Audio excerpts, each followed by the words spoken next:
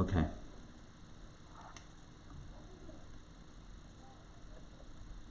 All right, so it's great to see everyone this afternoon, this noontime afternoon, for the Daily Power Parsha.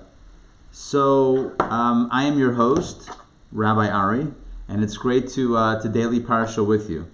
Okay, so we have a lot to talk about because we're starting. Not only is this the first session of the week, this is also the first, the opening Torah portion of the entire book of Leviticus. And of course, as any good rabbi would say, if you thought Genesis was great, if you thought Exodus was great, just wait to the third installment of our series. Just wait till Leviticus. It'll blow you away. So the book of Leviticus is also known as Torah Kohanim, which means the book of the priests, or the laws of the priests. The reason is because much of the book of Leviticus talks about what the priests would do in the Mishkan, in the tabernacle. Remember, we just read in the last Torah portions over the last several weeks, we were learning about the construction of the Mishkan, the construction of the tabernacle. Well, now that you got the place built, you have to get it up and running. And so who ran the day-to-day operation in the Mishkan, in the tabernacle, in this first portable sanctuary, this home for God, so to speak? Who ran the show? It was the priests, the Kohanim, the Katzes. And you know Katz, right? You know the last name Katz? Yes. Do you know what the last name Katz stands for? No. Kohen Tzedek. That's where the name Katz comes from. It's an acronym in Hebrew. Katz is Chaf Tzadik, and it stands for Kohen Tzedek, which means righteous priest. So the last name Katz is typically is a very typical last name that is used by Kohanim. So this book, the book of Leviticus in general, is really focused on the notion of karbanot, of sacrifices and of offerings. And here we have the first lesson, and that is, if you really want a relationship, it's not about what you're getting, it's about what you're giving. What are you ready to give up to be in this relationship? When it comes to human relationships, a relationship requires time, it requires space, it requires energy, and it requires a giving up of self in general. It's a decision that one makes to, generally speaking, be ready to give of oneself for the other. And so the first message that we have in the book of Leviticus as we begin is the notion of sacrifice. I would say that today, or I don't know, today, but in general, in modern times, sacrifice is a dirty word. We look at sacrifice as not a good thing. Like, why should I sacrifice? We should have good things. Like, what? Like, I don't want to sacrifice. Who likes to sacrifice? And yet, the Torah teaches us that if you really want a genuine relationship with God or with another, it requires a little bit of sacrifice. Right? A little bit of sacrifice never killed anybody. Now the animals, that's a different thing. But a little bit of sacrifice never hurt. It can only help. Now that's the first insight. I want to take you for a moment to my shared screen, and I want to share with you some of the text of the opening of this book, this third book of the 5 books of Moses. Book number 3. So let's do this right here. Share. And you should be able to now see. Do you see my screen? Yes. Okay. So this is Leviticus 1:1. It doesn't get more like original Leviticus than this right here. So the first word of the book of Leviticus in the Hebrew, I'm going to highlight the Hebrew right there. So the first word on the Hebrew side is Vayikra, which means, and he called. Who's the he? Well, it's referring to God, although God is not gender specific or gender, I don't know what the right word is. God is not a gender. God is certainly beyond body, beyond gender. Nonetheless, the typical way that we refer to God, just based on Hebrew grammar, is with the he pronoun. Anyway, but the point is that God calls to Moses, and God speaks to Moses regarding all of the commandments regarding the offerings. In the original Torah script, In other words, if you had a Torah scroll, like an actual scroll in front of you, not a web page, that scrolls, but an actual scroll in front of you. Thank you, Sandy. So you would see that the Aleph of Vayikra, and I'm going to highlight it here, the Aleph of Vayikra, which is the last letter of the Hebrew word, is written smaller than the other letters. Typically, the Torah is written in the same font size. When it comes to very, very specific letters, either you have a big letter or a small letter. And here the Aleph is small, and all of the commentaries point that out, and all of the commentaries wonder, what's the meaning of the small Aleph? Why is it that traditionally in a Torah scroll, the scribe will take his quill and make a little itty bitty Aleph as opposed to the regular size Aleph? And the typical answer that's given is, this is a statement about Moses. Why does God call Moses? Why is Moses the great leader? It's because he always considered himself to be small. He was humble. He had humility. Now, to really understand the meaning of this, we have to juxtapose the small Aleph in our Torah portion, which references Moses. We have to contrast the small Aleph with a large Aleph. Because as I mentioned before, there are some letters throughout Scripture that are written smaller, very few that are written smaller, and also very few that are written larger. There is a large Aleph.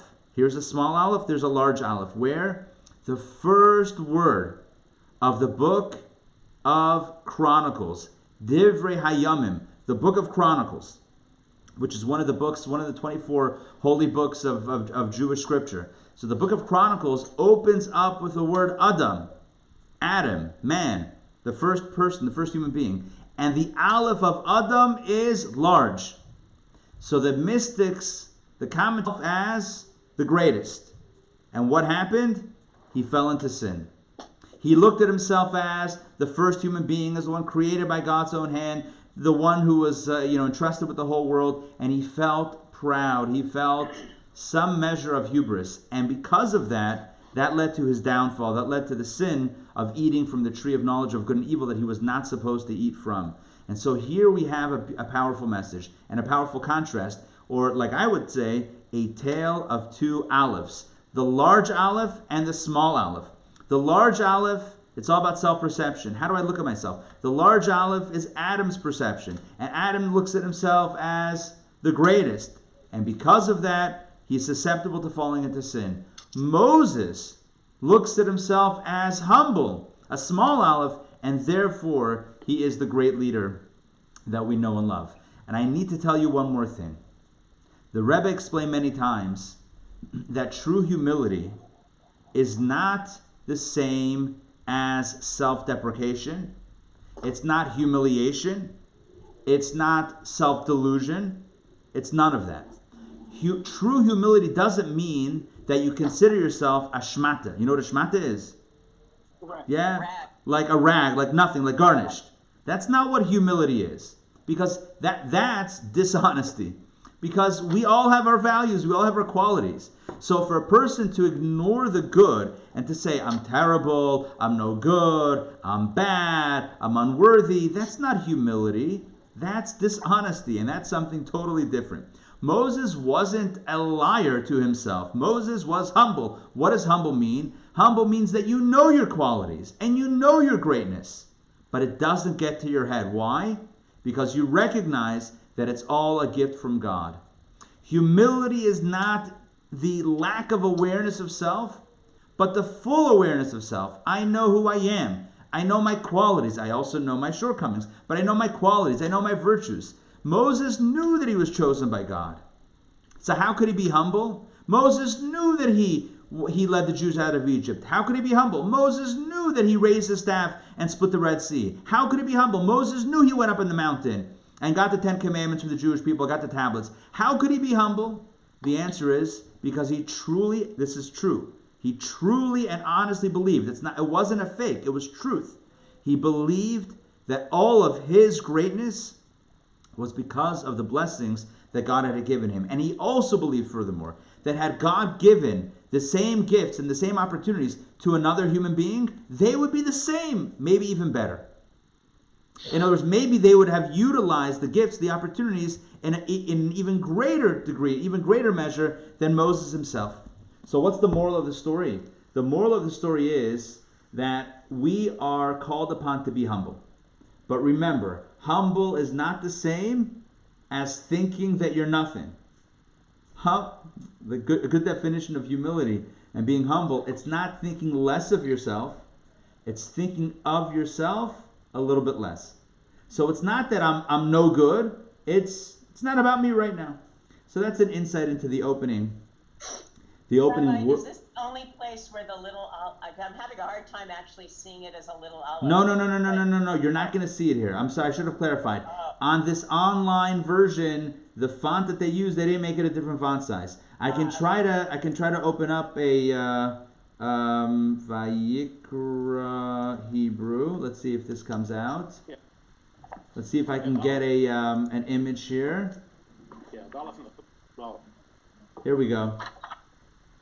Here we go, right here, boom. It's coming up on the screen. Do you see it? How do we make it bigger? Okay, can you see it there? Yeah, I can see. All right, so no. So the first word, top right, there's a little aleph at the end. Yeah.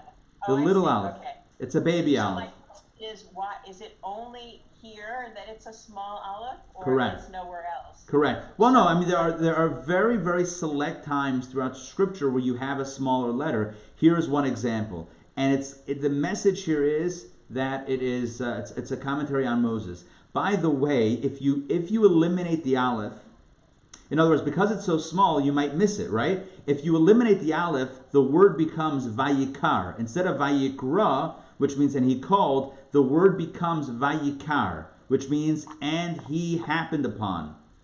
Do you know who the Torah uses this phrase regarding? And he happened upon him, and God happened upon this person? Regarding the evil prophet Balaam. It says again and again and again, Vayikar. And God didn't call Balaam, the evil prophet, but God happens upon him and happens to give him some measure of prophecy. In other words, it's also telling us the line between good and evil sometimes is very thin. The difference between Vayikar and he happened upon, just happened to be, right? Or Vayikra with an aleph, which is intentional, the idea of living an unintentional life. Or an intentional life is maybe a small letter, but a very significant distinction. Okay, so all this is insights into the first line. Into the first word actually of this book. I want to share a few more ideas before we close out. So this will be another 2 minutes. Okay, so the next idea that I want to share is that there are different animals that the Torah talks about for the sacrifices. You can bring here we go. The second verse number 2. If you look in the English, so it could be from animals, from cattle, from flock, different types of animals, different species of animals. And the mystics tell us that every mitzvah has both a physical incarnation but also a spiritual incarnation, i.e. a spiritual meaning and a timeless meaning. Because today we don't have a temple, we don't offer the sacrifices in the conventional sense. What does it mean to offer sacrifice? It means to elevate and to bring of ourselves. Like I mentioned before, relationships require sacrifice. On another level, what this means is to sublimate our own animal, our own inner animal. Some of us have an animal soul, an animal desire that's like a bull, raging and very, very passionate. Some it's more like a sheep. Some it's more like a goat. What these mean are discussed in detail in Kabbalah, the distinction between the different animals. But the point is, it's always important that, as the Torah says, from all of these things, and I'm going to highlight the words here, you shall bring your sacrifice. It's very easy to look at the flaws of someone else and to bring their sacrifice and to tell ourselves, well, they should be able to overcome that temptation or to not make that mistake or to make that proper decision. And we begin to judge them, and we put ourselves in their shoes, and we wonder, how could they have ever made that mistake? The purpose of life is not to fix someone else's stuff. It's not to bring someone else's animal as a sacrifice, but it's to work on our own animal, our own inner animal, and to bring that as a sacrifice to God. In other words, work on that, work on refining our own inner character, not on someone else's. Sure, you can help someone else if they ask and if they need help. We're meant to be there for others, without a doubt. But that we should discard or disregard our own divine service and completely focus on what somebody else should or shouldn't be doing, that's a distraction, and frankly, that's bringing someone else's animal. And the Torah says, bring your animal as a sacrifice. Your Yetzer Hara, your evil inclination, your animal soul that knows how to push your buttons and your vices, that's what you and I need to work on, our own stuff, not someone else's stuff. The final thing I want to point out is the opening verse of the second reading, which is, as I mentioned last week, for those that were joining us. So every Torah portion is divided into 7 readings, and the custom is to study 1 reading per day. So today would be, Monday would be not the first verse. The first verse of chapter 2 of Leviticus talks about a person who brings a meal offering to God. A meal offering is basically an offering of flour. He doesn't have money. This is talking about somebody who's impoverished. He can't afford an animal. He can't afford a bird. All he can bring is some flour. And the Torah says, and that's good enough. And not only that, in the Hebrew, it doesn't call this person a person, an Adam, like it says before regarding the other sacrifices. It calls this person nefesh. I'm highlighting it in the Hebrew. The word here is v'nefesh, and a soul. So the commentaries point out, why is the word nefesh, soul, used in reference to a person who brings the simplest offering? And our sages tell us, and the answer is a beautiful answer, and this is the final message I want to share with you today.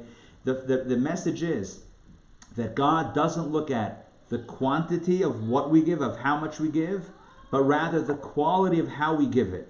You can have a very wealthy person who brings a very fancy offering, animals and gold and whatever they give. They can give the most elaborate gift monetarily. And yet, if it's not done with sincerity, it's considered to be inferior to the poor person who gives a simple meal offering. And so here's the final message. It's not about quantity, it's about quality. It's not about how much we give, but how deeply we give and how sincere we are about what we give when it comes to giving to Hashem, when it comes to giving to God and giving to others. So let this always be something that we remember. The Torah only used the word v'nefesh and a soul in reference to the simple gift, because sometimes simple is even more precious and simple is even more dear than something more elaborate. Thank you very much for joining me today for the Daily Power Parsha. It's great to see you all. It's great to study together. I need to tell you tonight, join me 8 p.m. for our brand new series, Maimer Mondays. This is going to be a look at a Hasidic discourse all about the holiday of Passover. You're going to love this. It's an hour class, 8 to 9 p.m. Join me, be there or be square, and you definitely don't want to be square at a time like this. So, join me for Maimer Mondays, tonight 8 p.m. Look for the link on our website, intownjewishacademy.org/live. That has all the links to all the classes and all the programming, and we are going to keep on adding as the days go on. We'll be adding more surprises, more events, more pop-up events, so please stay tuned to Facebook and all of the applicable channels that you can find out information on. All right, let me quickly take a look at the chat box. Perfect. All right, wonderful. Have a great day. Hope to see you soon. Tomorrow, same bad time, same bad channel. Take care. Let's talk. Bye. Bye. Bye-bye. Bye.